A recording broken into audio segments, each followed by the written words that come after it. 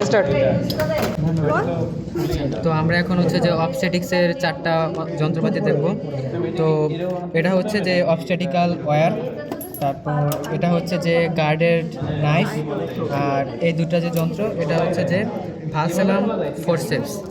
তো প্রথমে আসে যে অবস্ট্যাটিক্যাল ওয়্যার। তো অবস্ট্যাটিক্যাল ওয়্যার হচ্ছে যে নর্মাল ফিটাস, ডেড ফিটাস যেগুলো আছে সেগুলো হচ্ছে কাটার জন্য আমরা ইউজ করি। তো ডেড ফিটাসের কোনো অংশ যখন ভেজানের দিকে বের হবে, তো তখন হচ্ছে যে এটাকে হচ্ছে আমরা পেঁচিয়ে এভাবে ছোট করে কেটে ফেলবো, মানে মারাত্মক ধারালো। তো আমরা যখন পেঁচিয়ে টান দেবো তখন হচ্ছে যে ফিটাস এর কোনো অঙ্গ কেটে যাবে আর কি। তারপর পা ধরে টান দিতে হ্যাঁ, পা ধরে টান দিয়ে আচ্ছা। তারপর হচ্ছে যে এটা হচ্ছে যে গার্ডেড নাইফ। এটা হচ্ছে যে ফিটাটমি করার জন্য ইউজ হয়, অর্থাৎ ডেড ফিটাসে কাটার জন্য। তো এটার গার্ডের নামকরণ করা হয়েছে এই কারণে, যদি আমরা এটা হচ্ছে যে গার্ড, তো এটাকে যদি আমরা সামনে পিছে টান করতে পারি, তো এটা যখন সামনের দিকে থাকবে তখন এটা গার্ডের অবস্থায় থাকবে, এবং গার্ডের অবস্থায় হচ্ছে আমরা ভেজানের ভিতরে হচ্ছে ঢুকাবো। পরে আমরা গার্ডটাকে সরিয়ে ফেলবো এবং এই ধারালো অংশটা বের হয়ে আসবে। তখন এই ধারালো অংশটা দিয়ে হচ্ছে যে আমরা ফিটাসকে হচ্ছে কাটাকাটি করবো। তারপর যেটা আসবে সেখানে দুটো যন্ত্র আছে, দুটারই কাজ সেম। সেটা হচ্ছে যে ভালসেলাম ফরসেপস, টেনাকুলাম ফরসেপস আর কি। তো এটা হচ্ছে যে দুটা, এটার যে মাথা আছে মাথাটা হচ্ছে যে খুবই ধারালো।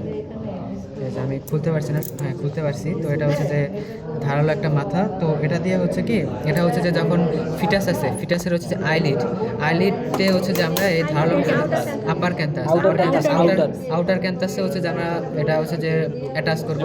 তারপর হচ্ছে যে আইয়ের আউটার ক্যান্থাসে লাগাই, আইয়ের আউটার ক্যান্থাসে লাগাবো। তারপর হচ্ছে যে এই লাগিয়ে চোখা অংশটা দিয়ে টেনে টেনে হচ্ছে যে বের করব। বের করে তারপর হচ্ছে যে আমরা ডেড ফিটাসটাকে হচ্ছে ভেজানা দিয়ে বাইরে নিয়ে আসবো। গেল। তারপর হচ্ছে আমরা দেখবো হচ্ছে স্পেইং হুক। এই দুটাই হচ্ছে যে আমার স্পেইং হুক, একটা স্মলার, একটা হচ্ছে যে লিটল বিট লার্জার। তো দুটার কাজই একটা। তো স্পেইং হুক হচ্ছে যে আমরা হচ্ছে যে নর্মালি হচ্ছে ক্যাটের ক্ষেত্রে করে থাকি। তো ক্যাটের ক্ষেত্রে যখন আমরা স্পেইং করি, অর্থাৎ তার হচ্ছে ডগ ক্যাটের ক্ষেত্রে ইউজ করে থাকি। তো ডগ ক্যাটে যখন ইউটেরাইন যে হর্নটাকে হচ্ছে আমরা ডিটেকশন করার জন্য হচ্ছে যে আমরা এই স্পেইং হুকটা হচ্ছে যে ইউজ করে থাকি। এটা হচ্ছে স্মলার, এটা বর্তমানে পাওয়া যায় না, এটা বাজারে সরবরাহ আছে আপাতত। আর এইটা এই ফেলোপিয়ান টিউবটাকে হচ্ছে ডিটেকশন করার পর আমরা হচ্ছে ইউটেরাইন হর্নটাকে হচ্ছে ডিটেকশন করার পর আমরা হচ্ছে যে এই ক্যাপোনাইজেশন, না আচ্ছা ওটা তার একটা। তো এখানে যে দুটো যন্ত্র দেখতে পাচ্ছি সেটা হচ্ছে যে রিপ স্প্রেডার, এটাও রিপ স্প্রেডার, এটাও রিপ স্প্রেডার। তো এটা হচ্ছে যে খোলার জন্য হচ্ছে যে আমরা এই এভাবে ধরে ধরে হচ্ছে যে এই যে এখানে হচ্ছে এই যে আরেক আঙুল দিয়ে হচ্ছে এখানে প্রেশার দিব, প্রেশার দিলে সেটা খুলে যাবে, খুলে যাওয়ার পর এরকম হবে। তো এটা হচ্ছে যে আমরা রিপসের মাঝে হচ্ছে ঢুকাই দিব। পরে হচ্ছে যে রিপসটাকে হচ্ছে যে ফাঁকা করার জন্য হচ্ছে যে আমরা আবার এভাবে আনবো, তারপর হচ্ছে রিপসটা হচ্ছে যে স্প্রেড হয়ে যাবে। এবং এটা হচ্ছে যে রিপ স্প্রেডার, এটা হচ্ছে যে আমরা ইউজ করবো হচ্ছে যে উপরে হচ্ছে প্রেশার দিয়ে এই সামনের অংশটাকে হচ্ছে যে এক মাথায়, মানে সামনের অংশটাকে হচ্ছে এই কাছাকাছি এনে তারপর হচ্ছে যে আমরা আস্তে আস্তে হচ্ছে যে একটু প্রেশার দিয়ে হচ্ছে যে সামনের অংশটা হচ্ছে স্প্রেড করে দিব, যাতে হচ্ছে যে ওই লিপসটা হচ্ছে যে স্প্রেড হয়ে যায়। এটা হচ্ছে আমরা লাস্ট ইন্টারকোস্টাল স্পেসে হচ্ছে এটা লাগাবো, তারপরে লাস্টের দুইটা রিপকে স্প্রেড করব। যেহেতু আমাদের মুরগির ক্ষেত্রে টেস্টিস লাস্ট ইন্টারকোস্টাল স্পেসের মধ্যে থাকে, তো আমরা এই যন্ত্রগুলা দিয়ে হচ্ছে লাস্ট ইন্টারকোস্টাল স্পেস আমরা মানে স্প্রেড করি। দেন হইতেছে আমরা ওইখানে আমাদের যে হচ্ছে যে ক্যাপোনাইজেশনের ক্ষেত্রে আমরা ক্যাপোনাইজেশনের ক্ষেত্রে দেন তারপরে হচ্ছে আমরা এই যে এই ক্যাপোনাইজিং ফরসেপস, এটা দিয়ে হচ্ছে আমরা টেস্টিসটা বের করে আনি, টেস্টিসটা ধরে বের করে আনি। এই যে ক্যাপোনাইজিং ফরসেপস টুইস্ট করে বের করতে হবে। Okay. Last intercostal space means between 6 and 7 ribs. এটা হচ্ছে ওই রিপটা স্প্রেড করার পরে ওই যে স্প্রেডের মাঝে টেস্টিসটা এভাবে ধরে ওই টুইস্ট করে জাস্ট বের করে আনতে হবে।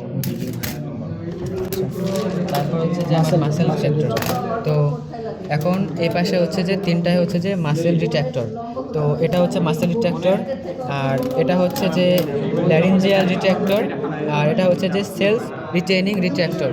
তো এটা হচ্ছে যে মাসেল রিট্র্যাক্টর, মাসেলটাকে হচ্ছে আমরা টেনে দুই পাশে টেনে হচ্ছে যে মাসেলটাকে হচ্ছে রিট্র্যাক্ট করবো তার অ্যাবডোমিনাল ক্যাভিটিতে ইনসেকশন দেওয়ার সময়। আর এটা হচ্ছে যে ল্যারিঞ্জিয়াল রিট্র্যাক্টর, এটা হচ্ছে যে হর্সের ক্ষেত্রে, রোডিং ডিজিজের ক্ষেত্রে হচ্ছে যে আমরা ইউজ করি। তো এটা হচ্ছে যে আগেগুলোর মধ্যে হচ্ছে যে আমরা ইউজ করে থাকবো। প্রথমে হচ্ছে যে এটা খুলে হচ্ছে যে এক পাশে দুইটা অংশ আনবো, তারপর হচ্ছে যে এদিকে প্রেশার দিয়ে হচ্ছে যে আমরা স্প্রেড করে দেবো ল্যারিংসটাকে। আর এটা হচ্ছে যে সেলফ রিটেইনিং রিট্র্যাক্টর, এটা হচ্ছে যে মাসেল, তারপর হচ্ছে টিস্যু, লিগামেন্ট এগুলোকে স্প্রেড করতে ইউজ করা হয়।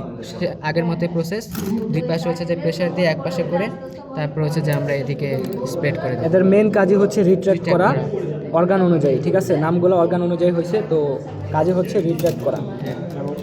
শেষ। তারপর হচ্ছে যে আমরা ইউজ করবো হচ্ছে যে দুটা স, একটা হচ্ছে যে বোন স আর এটা হচ্ছে যে হুপ স, এটা আরেকটা নাম হচ্ছে যে হিচিং হুপ স। তো বোন স হচ্ছে যে আমরা হচ্ছে যে বোন কাটার জন্য ইউজ করে থাকি, এই যেভাবে ধরা হয় আনইভেন যে বোন ফ্র্যাকচার হওয়ার সময় হয়ে থাকে সেটাকে হচ্ছে আমরা ইভেন করার জন্য হচ্ছে যে এটা ইউজ করে থাকি। আর এটা হচ্ছে যে হিচিং হুপ স, এটা হচ্ছে যে আমরা যে স্মল রুমিনেন্ট আছে শিপ, গোট, তাদের যখন হচ্ছে যে হুপ ওভারগ্রোথ হয়ে যায় তখন হচ্ছে যে আমরা মসৃণ করার জন্য হচ্ছে যে এই হিচিং হুপসটা ইউজ করে থাকি। আচ্ছা, এটা আমরা হচ্ছে গিয়ে অনেক সময় যখন যদি শিং কোনো কারণে ভেঙে যায় তখন শিং কাটার ক্ষেত্রে আমরা এটা ইউজ করে থাকি। আর এটা মেনলি হইতেছে আমাদের আনইভেন বোনকে আমরা ইভেন করার জন্য বা সমান করার জন্য আমরা ইউজ করি।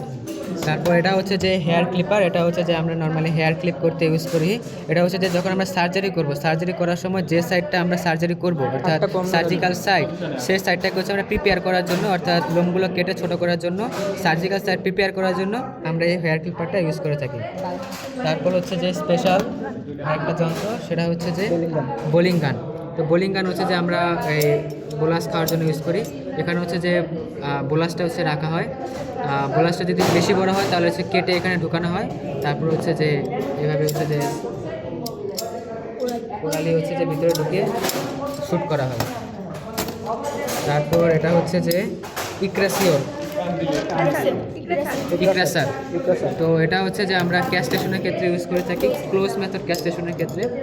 তো এটা হচ্ছে যে এভাবে আমরা ঢুকিয়ে এভাবে হচ্ছে বড় করে, এই যে এখানে হচ্ছে যে আমরা এটা স্কোটামের ভিতরে ঢুকাবো, স্কোটামে ঢুকিয়ে প্যাচটা যখন এরকম বড় হবে টেস্টিসকে ডিটাচ করা হয়। টেস্টিসকে ডিটাচ করার জন্য পরে হচ্ছে যে আমরা প্যাচটাকে ছোট করে টেস্টিসটা ডিটাচ করে দেবো পুরো মেশিন। তারপর এটা হচ্ছে যে এটা হচ্ছে যে অ্যাডসন নিডেল হোল্ডার, এটা হচ্ছে অর্থোপেডিক্সে ইউজ করি, বোন এবং লিগামেন্ট সুচার করার জন্য ইউজ করা হয়। এবং সুচার এটা হচ্ছে যে অনেক একটু হার্ড, কারণ হচ্ছে যে আমরা যেহেতু বোনকে সুচার করতেছি আমরা আরও, এটা হচ্ছে যে অ্যাডিশন নিডেল হোল্ডার, এটা হচ্ছে সুচার মানে সুচারিংয়ের ক্ষেত্রে ইউজ করা হয়। আরও দুটো নিডেল আমরা এর আগেও দেখেছি, আর এটা হচ্ছে একটু বেশি হার্ড আগেগুলোর তুলনায়, কারণ আমরা যেহেতু বোনকে আমরা সুচার করতেছি।